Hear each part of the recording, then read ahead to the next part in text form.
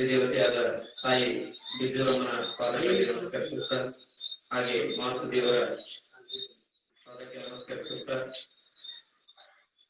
ಈ ಕಾರ್ಯಕ್ರಮಕ್ಕೆ ಆಗಮಿಸಿದಂತಹ ಶ್ರೀ ಶಸ್ತ್ರ ಬ್ರಹ್ಮೆ ಡಾಕ್ಟರ್ ಸುಜ್ಞಾನ ದೇವ ಶಿವಾಚಾರ ಮಹಾಸ್ವಾಮಿಗಳ ಪಾದ ಮಂಗಳಿಗೆ ನಮಸ್ಕರಿಸುತ್ತಾ, ಪ್ರತಿ ವರ್ಷದಂತೆ ಈ ವರ್ಷವೂ ಕೂಡ ನಮ್ಮ ಬಿಜೂರು ಗ್ರಾಮದಲ್ಲಿ ದೇವಿಯ ಪುರಾಣ ಪ್ರವಚನ ಕಾರ್ಯಕ್ರಮವನ್ನ ಆಯೋಜನೆಯನ್ನ ಮಾಡಲಾಗಿದೆ. ಸತತ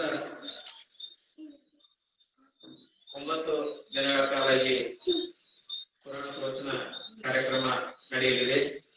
ಆ ಪ್ರತಿದಿನವೂ ಕೂಡ ಇಲ್ಲಿ ಆ ತಾಯಿಯ ಜಗದಾಂಬೆಯ ಚಾಮುಂಡೇಶ್ವರಿಯ ಹಲವು ನಾನಾ ರೂಪಗಳ ಮಹಿಮೆಯನ್ನ ನಾವೆಲ್ಲ ತಿಳ್ಕೊಂಡು ದುಷ್ಟ ಗುಣಗಳನ್ನ ಅಳಿದು ಶಿಷ್ಟ ಗುಣಗಳನ್ನ ನಾವು ನಮ್ಮ ಜೀವನದಲ್ಲಿ ಅಳವಡಿಸಿಕೊಳ್ತಾ ಸಾಗಲಿಕ್ಕೆ ಇಂತಹ ಕಾರ್ಯಕ್ರಮಗಳು ನಮಗೆ ಒಂದು ಅವಕಾಶವನ್ನ ನೀಡ್ತಾ ಇದ್ದಾವೆ. ನಾವೆಲ್ಲ ಇಂತಹ ಕಾರ್ಯಕ್ರಮದಲ್ಲಿ ಪಾಲ್ಗೊಂಡು ನಮ್ಮ ಜೀವನವನ್ನ ಸಾರ್ಥಕ ಮಾಡಿಕೊಳ್ಳಬೇಕು. ಇಲ್ಲಿ ಪ್ರತಿ ವರ್ಷವೂ ಕೂಡ ನಾವು ಪ್ರತಿ ವರ್ಷ ನಮ್ಮ ಗ್ರಾಮದಲ್ಲಿ ದೇವಿಯ ಪ್ರವಚನ ಕಾರ್ಯಕ್ರಮವನ್ನ ಏರ್ಪಡಿಸ್ತಾ ಇದ್ದೇವೆ. ಪ್ರತಿ ವರ್ಷವೂ ಕೂಡ ಭಕ್ತಾದಿಗಳು ಎಲ್ಲ ಪಾಲ್ಗೊಂಡು ಕಾರ್ಯಕ್ರಮವನ್ನ ಅತ್ಯದ್ಭುತವಾಗಿ ಯಶಸ್ವಿಗೊಳಿಸ್ತಾ ಬಂದಿದ್ದಾರೆ. ಅದೇ ರೀತಿ ಪ್ರತಿದಿನವೂ ಕೂಡ ಇಲ್ಲಿ ದಾಸೋಹದ ವ್ಯವಸ್ಥೆಯನ್ನ ಭಕ್ತಾದಿಗಳು ಇಲ್ಲಿ ಮಾಡಿಕೊಂಡು ಬರ್ತಾ ಇದ್ದಾರೆ. ಎಲ್ಲ ಭಕ್ತಾದಿಗಳು ಆದಷ್ಟು ಬೇಗನೆ ಬಿಜುರಮ್ಮನ ದೇವಸ್ಥಾನದ ಕಡೆಗೆ ಬರಬೇಕು, ವೇದಿಕೆಯ ಮುಂಭಾಗಕ್ಕೆ ಬಂದು ಕುಳಿತುಕೊಳ್ಬೇಕು. ಈಗಾಗಲೇ ಸಮಯ ಬಹಳಷ್ಟು ತಡವಾಗಿದೆ. ಈಗ ಕಾರ್ಯಕ್ರಮ ಈಗಾಗಲೇ ಪ್ರಾರಂಭ ಆಗಿದೆ. ತಾವೆಲ್ಲರೂ ಕೂಡ ಆಗಮಿಸಿ ಈ ಕಾರ್ಯಕ್ರಮಕ್ಕೆ ಶೋಭೆಯನ್ನು ತರಬೇಕಾಗಿ ತಮ್ಮಲ್ಲಿ ವಿನಂತಿಸಿಕೊಳ್ತಾ,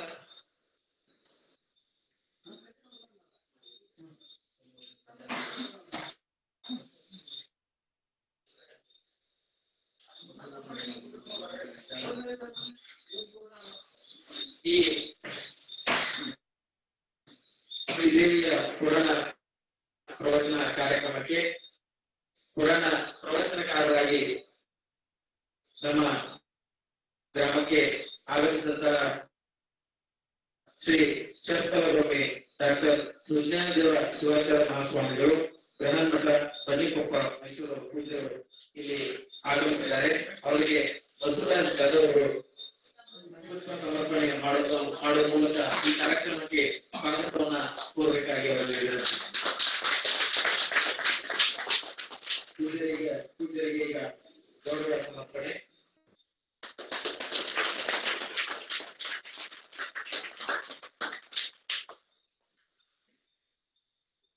ಹಾಗೆ ಈ ದೇವಿಯ ಪುರಾಣ ಪ್ರವಚನ ಕಾರ್ಯಕ್ರಮದ ಪಠಣಕಾರರಾಗಿ ನಮ್ಮ ಗ್ರಾಮಕ್ಕೆ ಶ್ರೀ ಸಿದ್ದಲಿಂಗ ಸ್ವಾಮಿ ಕೇಂದ್ರ ಮಠವರು ಸಾಹಿತ್ಯ ಬೆಳವಣಿಗೆಗಳು ಆಗಮಿಸಿದ್ದಾರೆ. ಇವರಿಗೆ ಫಕೀರಸ್ವಾಮಿ ಹಿರೇಮಠ ಮಠವರು ಪುಷ್ಪವನ್ನು ಸಮರ್ಪಿಸುವ ಮೂಲಕ ಅವರನ್ನ ಈ ಕಾರ್ಯಕ್ರಮಕ್ಕೆ ಸ್ವಾಗತವನ್ನು ಕೋರಬೇಕಾಗಿದೆ.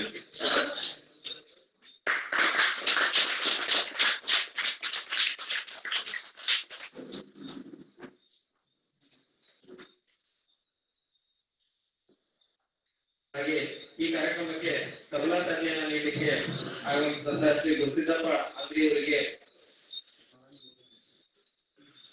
ನಾರಾಯಣಪ್ಪ ಮೋದಿ ಅವರು ಬಂದು ಪುಷ್ಪವನ್ನು ಸಮರ್ಪಿಸುವ ಮೂಲಕ ಅವರನ್ನ ಈ ಕಾರ್ಯಕ್ರಮಕ್ಕೆ ಸ್ವಾಗತವನ್ನು ಕೊಡಬೇಕಾಗಿದೆ.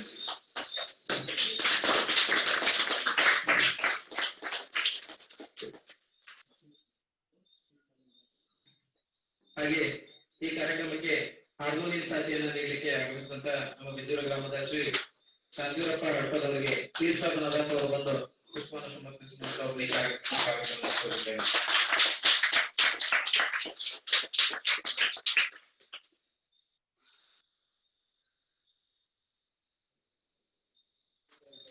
ಸನ್ಮಾನ ಕಾರ್ಯಕ್ರಮದಲ್ಲಿ ಭಾಗವಹಿಸಿದಂತ ಎಲ್ಲರಿಗೆ ಧನ್ಯವಾದಗಳು.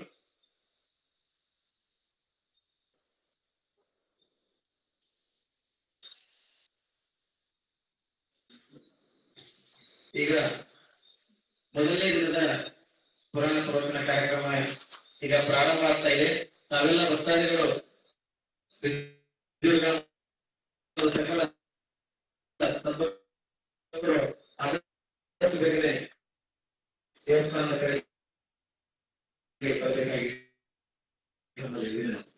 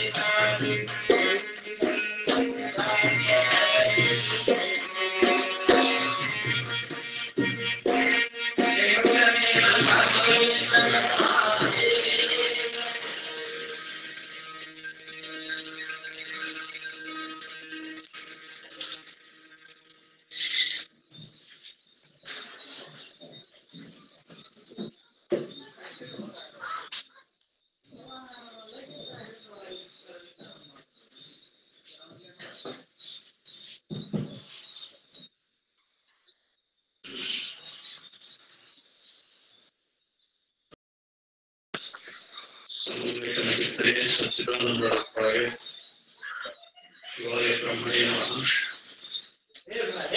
ज्ञानं सर्वभूतानां तां सर्वकारणं शम्भो प्रणमामि परां शिवां। सर्वमङ्गलमाङ्गल्ये शिवे सर्वार्थसाधके शरण्ये त्र्यम्बके देवी नारायणी नमोस्तुते। जय मङ्गलं जय श्रीमद्गुरुपंचाचार्य महाराज की दुर्गा देवी माता की अन्नपूर्णेश्वरी माता की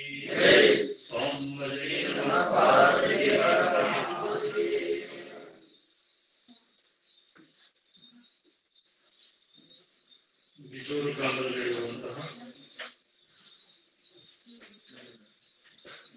ಬಿಜೂರಮ್ಮ ದೇವಸ್ಥಾನದ ಒಂದು ಪ್ರಾಂಗಣದಲ್ಲಿ ಪ್ರತಿ ವರ್ಷದ ಪದ್ಧತಿಯಂತೆ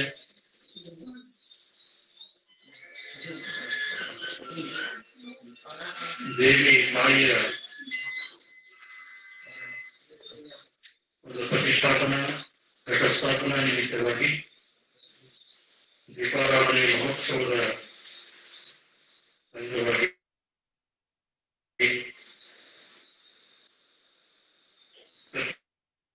ಪ್ರತಿ ವರ್ಷವೂ ಕೂಡ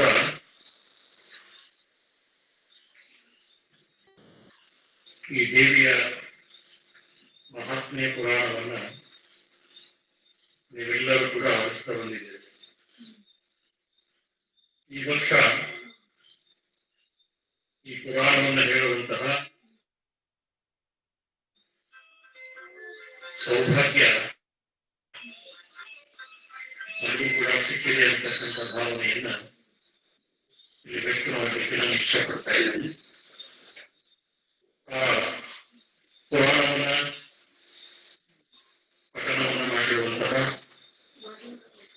ಶ್ರೀ ಸಿದ್ಧಲಿಂಗ ಸ್ವಾಮಿ ಹಿರೇಮಠದವರೇ, ಹಾರ್ಮೋನಿಯಂ ಸಾಧನೆ ನೀಡಿರುವಂತಹ ಶಾಂತಿರಪ್ಪ ಗಡಪದವರೇ, ತಬಲಾ ಸಾಧನೆ ನೀಡಿರುವಂತಹ ಗುರುಸಿದ್ದಪ್ಪ ಅಂದಿಯವರೇ, ಈ ಗ್ರಾಮದ ಎಲ್ಲ ವೀರ ಮಹೇಶ್ವರರೇ, ಎಲ್ಲ ಹಿರಿಯರೇ, ತಾಯಂದಿರೇ, ಮುದ್ದು ಮಕ್ಕಳೇ, ನೀವೆಲ್ಲರೂ ಕೂಡ ಪ್ರತಿ ವರ್ಷ ಈ ದೇವಿ ಮಹಾತ್ಮೆಯನ್ನ ಕೇಳ್ತಾ ಬಂದಿದೆ. ಇವತ್ತು ಪ್ರಾರಂಭದ ದಿನ. ನಮ್ಮಲ್ಲಿ ದೇವಿ ಮಹಾತ್ಮ ಪುರಾಣವನ್ನ ಚಿದಾನಂದ ಅವಧೂತರು 18 ಅಧ್ಯಾಯಗಳ ಮುಖಾಂತರವಾಗಿ ವಿಚಾರಧಾರೆಗಳನ್ನ ನಮಗೆಲ್ಲ ಕೊಟ್ಟು ಹೋಗಿದ್ದಾರೆ.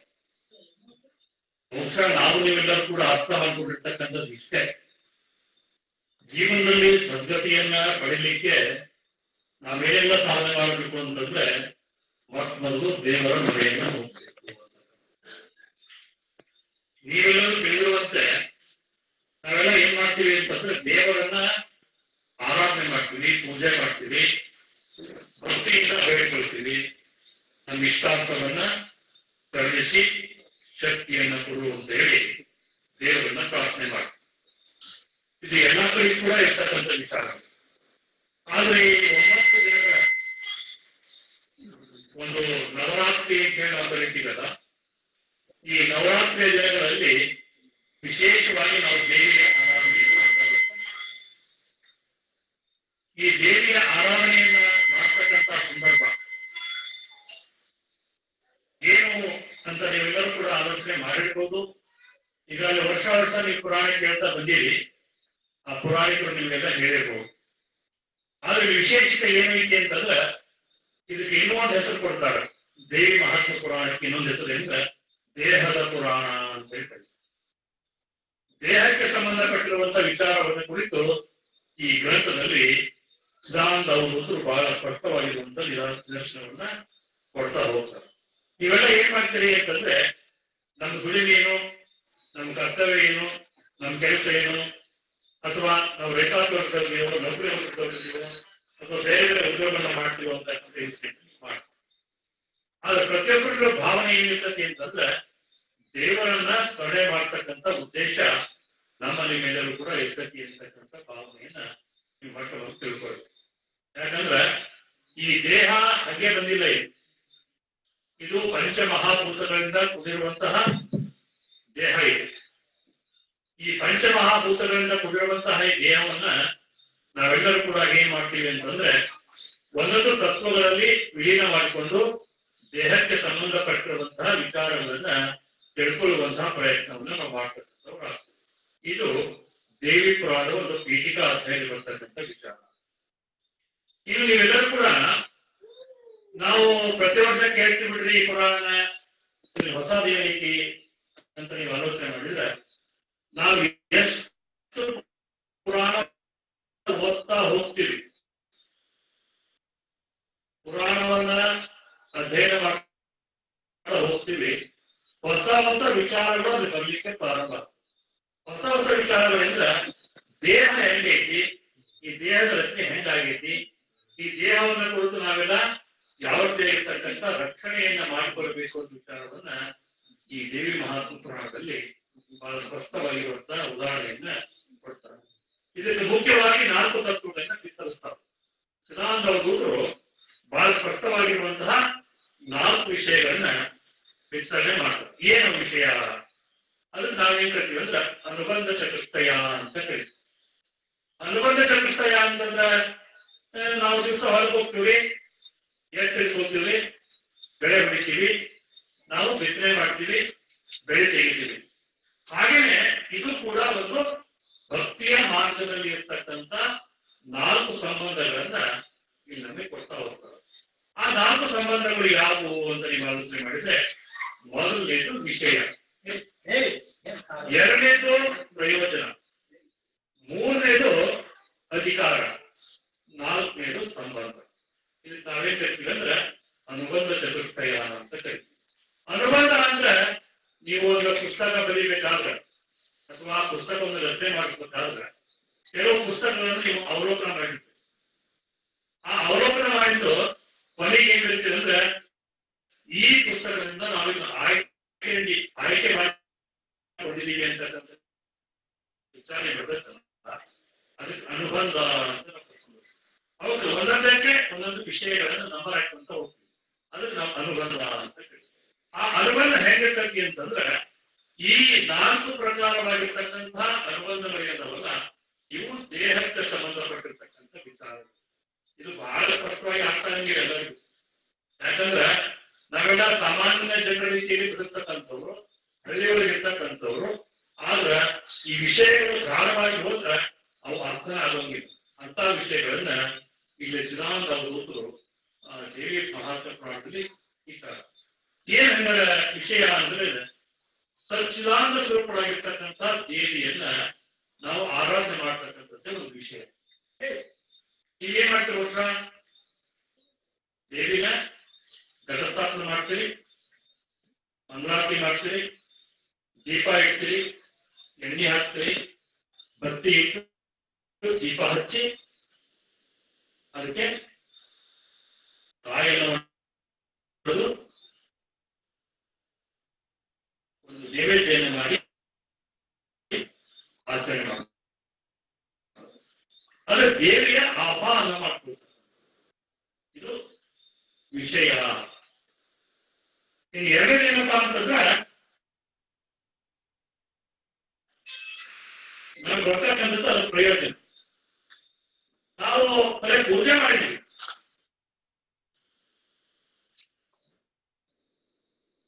ಪೂಜೆ ಮಾಡಿದ್ಮೇಲೆ ಪ್ರಯೋಜನ ಏನು? ಮಾಡ್ತೇವೆ ಮನೆಯೊಳಗೆ ಅಥವಾ ದೇವಸ್ಥಾನದಲ್ಲಿ ಅಡಿಗೆ ಮಾಡಿಸ್ತೇವೆ. ಆ ಅಡಿಗೆ ಮಾಡಿಸಿದ ಪ್ರಯೋಜನ ಏನು? ಊಟ ಮಾಡೋದ ಪ್ರಯೋಜನ ಹೌದಲ್ಲ? ಊಟ ಮಾಡ್ತಿರ್ಲಿಲ್ಲ. ಆ ಊಟ ಮಾಡ್ತಕ್ಕಂಥ ಪ್ರಯೋಜನ ಅಂದ್ರೆ ಇಲ್ಲಿ ಪೂಜೆ ಮಾಡಿರ್ತಕ್ಕಂಥ ಪ್ರಯೋಜನಕ್ಕೆ ನಾವು ಸಂಬಂಧವನ್ನ ಕಲ್ಪಿಸ್ತೇವೆ.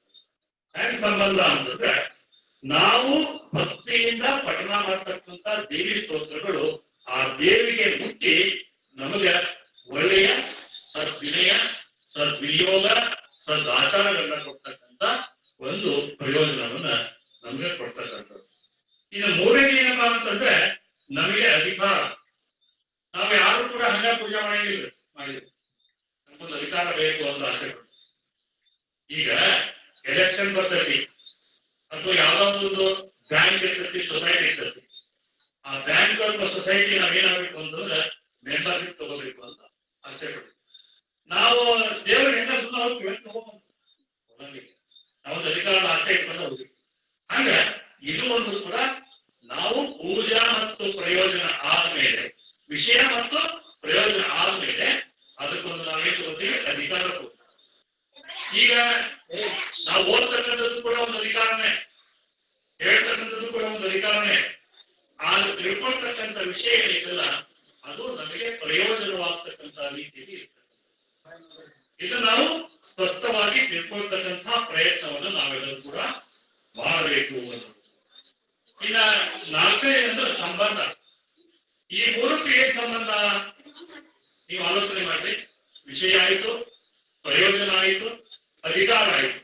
ಆ ಅಧಿಕಾರವನ್ನು ತಗೊಂಡ ಮೇಲೆ ಅದರ ಸಂಬಂಧವನ್ನು ನಾವು ಹೇಗೆ ಇಟ್ಕೋಬೇಕು ಅಂತಂದ್ರೆ ಬಹಳ ಪ್ರೀತಿಯಿಂದ, ವಿಶ್ವಾಸದಿಂದ ಅವುಗಳನ್ನ ನಡೆಸಿಕೊಂಡು ಹೋದ್ರೆ ಮಾತ್ರ ನಾವೆಲ್ಲರೂ ಕೂಡ ಏನ್ ಮಾಡ್ತೀವಿ? ಆ ಸಂಬಂಧವನ್ನ ಬೆಳೆಸಿಕೊಂಡು ಹೋಗಲಿಕ್ಕೆ ಸಾಧ್ಯ ಆಗ್ತದೆ. ಇವು ವಿಚಾರಗಳನ್ನ ನಾವು ವಿಮರ್ಶಾ ಮೂಲಕವಾಗಿ ತಿಳಿಸಿರುವಂತಹ ಪ್ರಯತ್ನವನ್ನು ನಾವು ಮಾಡಬೇಕು. ಇದು ಪೀಠಿಕಾ ಅಧ್ಯಾಯಕ್ಕೆ ಬರ್ತಕ್ಕಂಥದ್ದು. ಇನ್ನು ಮೊದಲೇ ದಿವಸ ಪೂಜೆ ಮಾಡ್ತಕ್ಕಂಥ ದೇವಿ ಯಾವುದು ಅಂದ್ರೆ ಶೈಲಪುತ್ರಿ ಅಂತ ದೇವಿ ಪೂಜೆ ಮಾಡ್ತೀವಿ. ಶೈಲ ಅಂದ್ರೆ ಏನು? ಪರ್ವತ. ಪುತ್ರಿ ಅಂದ್ರೆ ಮಗಳು. ಶೈಲಪುತ್ರಿ ಅಂತಂದ್ರೆ ಪರ್ವತ ರಾಜನ ಮಗಳು ಅಂತ. ಪರ್ವತ ರಾಜನ ಮಗಳು ಯಾರು ಅಂದ್ರೆ ಪಾರ್ವತಿ. ಆ ಪಾರ್ವತಿಯನ್ನ ಪೂಜೆ ಮಾಡ್ತಕ್ಕಂಥದ್ದು ಮೊದಲೇ ದಿವಸದ ಒಂದು ಅರ್ಥಪೂರ್ಣವಾಗಿರುವಂತಹ ವಿಚಾರ. ಆ ವಿಚಾರವನ್ನ ನಾವೆಲ್ಲರೂ ಕೂಡ ಇಷ್ಟ ದೇವತೆಯ ಮಂತ್ರದೊಂದಿಗೆ ಪೂಜೆಯನ್ನ ಮಾಡಬೇಕು. ಆಮೇಲೆ ಓದಿನ ಕ್ರಮ ಹೆಂಗೆ, ನಾವು ಪೂಜೆ ಮಾಡ್ತಕ್ಕಂಥ ವಿಧಾನ ಹೆಂಗೆ ಅಂತ ತಿಳ್ಕೊಳ್ತಕ್ಕಂಥ ಪ್ರಯತ್ನ ಮಾಡಿದ್ರೆ ನಾವು ಸ್ವಲ್ಪ ಆಸನ ಕೊಡ್ತಕ್ಕಂಥ ಆಸನ ಹೆಂಗಿರ್ಬೇಕು ಅಂದ್ರೆ ಪದ್ಮಾಸನ ಇರಬೇಕು. ಆ ಪದ್ಮಾಸನವನ್ನು ಬಿಟ್ಟು ನಾವು ಹೇಳ್ಬೇಕು. ಕೂಡ್ತಕ್ಕಂಥ ರೀತಿ ಸರಿಯಾಗಿ ಕುತ್ಕೋಬೇಕು. ಆ ಕೂಡ್ತಕ್ಕಂಥ ರೀತಿಯನ್ನು ಸರಿಯಾಗಿ ಕುತ್ಕೊಂಡ್ರೆ ಮಾತ್ರ ನಾವು ಅದನ್ನ ಪಾಲನೆ ಮಾಡಲಿಕ್ಕೆ ಸಾಧ್ಯ. ಪೂಜ್ಯವಾಗಿರುವಂತಹ ದೇವತೆಯನ್ನ ಶೈಲಪುತ್ರಿ ಅಂತ ಮೊದಲೇ ದಿವಸವಾಗಿ ಪೂಜೆ ಮಾಡ್ತೀವಿ. ಹಾಗೆ ಪಾರ್ವತಾ ದೇವಿ ಇರ್ತಾರ. ಆ ಪಾರ್ವತಾ ದೇವಿಯನ್ನ ನಾವು ಇಷ್ಟ ದೇವತೆಯ ಅನುಗ್ರಹವನ್ನ ಪಡ್ಕೊಂಡು ಜೀವನ ಪರ್ಯಂತರವಾಗಿರುವಂತಹ ಶಕ್ತಿಯನ್ನ ನಾವು ತಿಳ್ಕೊಳ್ಳುವಂತಹ ಪ್ರಯತ್ನವನ್ನ ಮಾಡಬೇಕು. ಅದಕ್ಕೆ ಇದು ಎಂತೆಂಥ ಟೈಮ್ನಾಗ ಓದ್ಬೇಕು ಅಂತಕ್ಕಂಥ ವಿಚಾರವನ್ನ ಇಲ್ಲಿ ನಮಗೆ ತಿಳಿಸಿಕೊಡ್ತಕ್ಕಂಥ ವ್ಯವಸ್ಥೆಯನ್ನು ಮಾಡ್ತಾರೆ. ಪರಮ ಶ್ರೇಷ್ಠವಾಗಿರುವಂತಹ ಪವಿತ್ರವಾಗಿರುವಂತಹ ಗ್ರಂಥ ಯಾವುದು ಅಂದ್ರೆ ದೇವಿ ಮಹಾತ್ಮೆಯ ಪುರಾಣ. ಈ ದೇವಿ ಮಹಾತ್ಮೆಯ ಪುರಾಣದಲ್ಲಿ ಯೋಗಿಗಳಿಗೆ ಯೋಗಿನಾಗಿರುವಂತಹ ರಾಜ ಯಾರು, ಆ ಆಜ್ಞೆಯನ್ನ ನಾವು ಮೀರಿ ಹೋಗಬಾರದು ಅಂತಕ್ಕಂಥದ್ದು. ಎರಡನೇ ಏನಪ್ಪಾ ಅಂತಂದ್ರೆ ಇದು ಓದೋದ್ರಿಂದ ಏನಾಗುತ್ತೆ ಅಂದ್ರೆ ನಮ್ಮ ಬುದ್ಧಿ ಶಕ್ತಿ ಜಾಸ್ತಿ ಆಗ್ತದೆ. ಮನೆಗಳಲ್ಲಿ ಮನಸ್ಸುಗಳಲ್ಲಿ ಚಂಚಲತೆಯ ಸ್ವಭಾವವನ್ನು ದೂರ ಮಾಡ್ತಕ್ಕಂಥ ಶಕ್ತಿ ಬರ್ತೈತಿ. ಇದು ಎರಡನೇ ಏನಪ್ಪಾ ಅಂತಂದ್ರೆ ಜ್ಞಾನ ಮಾರ್ಗವನ್ನ ತಿಳಿತಕ್ಕಂಥದ್ದು. ಜ್ಞಾನ ಮಾರ್ಗ ಅಂದ್ರೆ ಯಾವುದು ಅಂದ್ರೆ ನಾವು ತಪ್ಪು ದಾರಿಗೆ ಹೋಗಲಾರದೆ ಇರ್ತಕ್ಕಂಥದ್ದು, ಒಳ್ಳೆ ದಾರಿಯಲ್ಲಿ ನಡೀತಕ್ಕಂಥದ್ದು ಎಂದು ಜ್ಞಾನ ಮಾರ್ಗ. ಆ ಜ್ಞಾನ ಮಾರ್ಗವನ್ನ ಅನುಸರಿಸಿಕೊಂಡು ಹೋಗ್ತಕ್ಕಂಥ ಪ್ರಯತ್ನವನ್ನ ನಾವು ನೀವೆಲ್ಲರೂ ಕೂಡ ಮಾಡಬೇಕಾಗಿರ್ತಕ್ಕಂಥ ಕರ್ತವ್ಯ. ಇದಕ್ಕ ಮೋಕ್ಷ ಅಂತಕ್ಕಂಥದ್ದು ಸಿಗ್ತದೆ. ಆ ಮೋಕ್ಷ ಪದವಿಯನ್ನು ಪಡ್ಕೊಳ್ಬೇಕಾದ್ರೆ ನಾವ್ ಎಂತೆಂಥ ಟೈಮಲ್ಲಿ ಓದ್ಬೇಕು ಅಂದ್ರೆ ನಾವು ಸಿದ್ಧ ಪರ್ವತದಲ್ಲಿ ನಿಷ್ಠೆಯಿಂದ ಅದನ್ನು ಪೂಜೆ ಮಾಡಬೇಕು ಅಂತಕ್ಕಂಥ ವಿಧಾನವನ್ನು ಹೇಳಿದ್ದಾರೆ. ಆ ಸಿದ್ಧ ಪರ್ವತ ಅಂದ್ರೇನು? ನಾವು ಕುಳಿತುಕೊಳ್ತಕ್ಕಂಥ ಆಸನ ಏನಿದೆಲ್ಲ ಅದು ಸರಿಯಾಗಿರಬೇಕು. ಯಾವ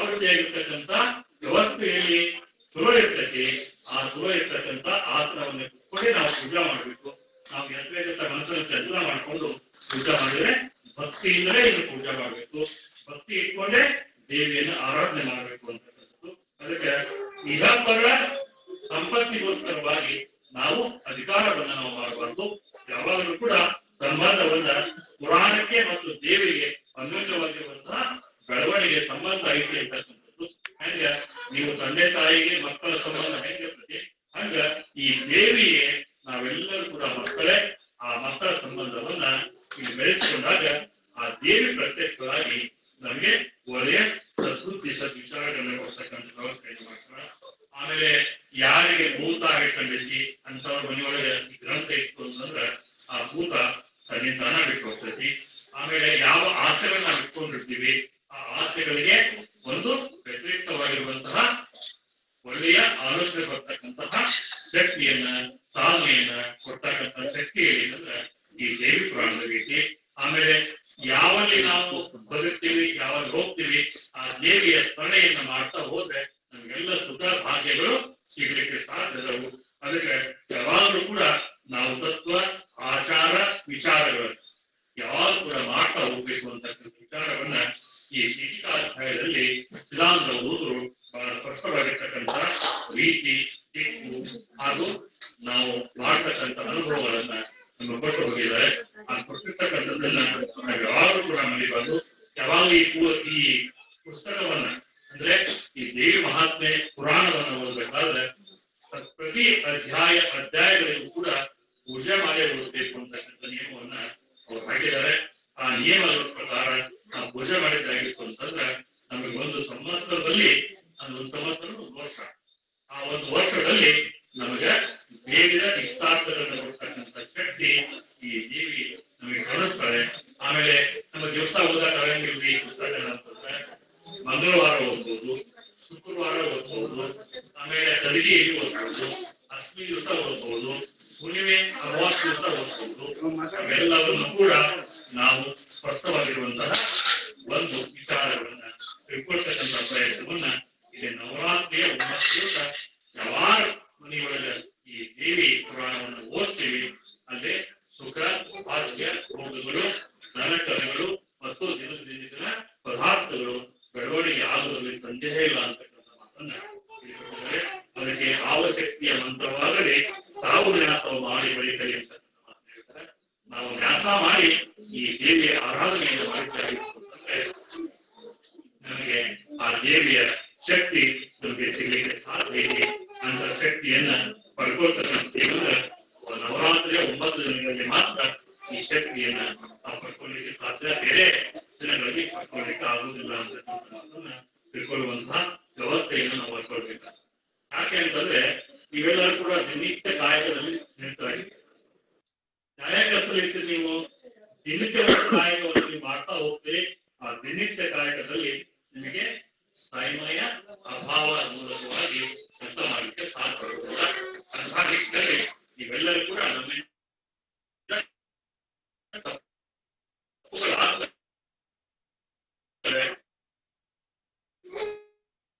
ಆ ತಪ್ಪುಗಳನ್ನ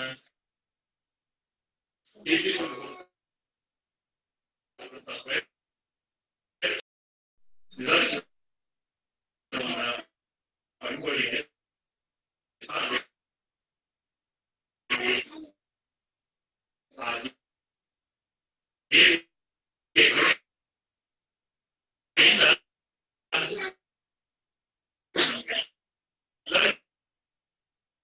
ಕೂಡ ಏನಂತಂದ್ರೆ ಒಳ್ಳೆಯ ಸದ್ವಿಚಾರ ಸದ್ಬುದ್ಧಿ ಬರಲಿಕ್ಕೆ ಸಾಧ್ಯತೆ ಅಂತಹ ಪೀಠಿಕಾಧ್ಯಾಯದಲ್ಲಿ ಇದನ್ನ ನಮಗೆ ಸ್ಪಷ್ಟವಾಗಿರುವಂತಹ ನಿದರ್ಶನವನ್ನ ಸಿದ್ಧಾಂತವರು ರಚನೆ ಮಾಡಿದ್ದಾರೆ. ಇದು ಯಾವುದು ಅಂತಂದ್ರೆ 18 ಅಧ್ಯಾಯಗಳಲ್ಲಿ ಬರ್ತಕ್ಕಂಥ ವಿಚಾರ ಏನು ಅಂತಂದ್ರೆ ನಾವು ಒಳ್ಳೆಯ ರೀತಿಯಾಗಿರುವಂತಹ ಒಳ್ಳೆಯ ತತ್ವಗಳನ್ನು ತಿಳ್ಕೊಳ್ಳುವಂತಹ ಇದು ಪ್ರತಿಯೊಬ್ಬ ಮಾನವನು ಕೂಡ ಈ ಭೂಮಿ ಮೇಲೆ ಹುಟ್ಟಿರ್ತಕ್ಕಂಥ ಪ್ರತಿಯೊಬ್ಬ ಮಾನವನು ಕೂಡ ಈ ತತ್ವವನ್ನು ಆಚರಣೆ ಮಾಡಿದ್ದೇ ಆಗಿತ್ತು ಅಂತಂದ್ರೆ ಅವ್ರಿಗೆಲ್ಲರಿಗೂ ಕೂಡ ದೇವಿಯ ಕರುಣೆ ಅಂತಃಕರಣೆ ಆಗ್ತದೆ ಅನ್ನೋದ್ರಲ್ಲಿ ಸಂದೇಹ ಇಲ್ಲ ಅಂತಕ್ಕಂಥ ಮಾತನ್ನ ಈ ಪೀಠಿಕಾಧ್ಯಾಯದಲ್ಲಿ ನಮಗೆ ತಿಳಿಸ್ಕೊಡ್ತಾರೆ ಅಂತಕ್ಕಂಥ ಮಾತನ್ನು ಕೂಡ ನಿಮಗೆಲ್ಲ ತಿಳಿಸ್ತಾ ಮುಂದಿನ 1ನೇ ಅಧ್ಯಾಯ ಪ್ರಾರಂಭ ಆಗ್ತದೆ.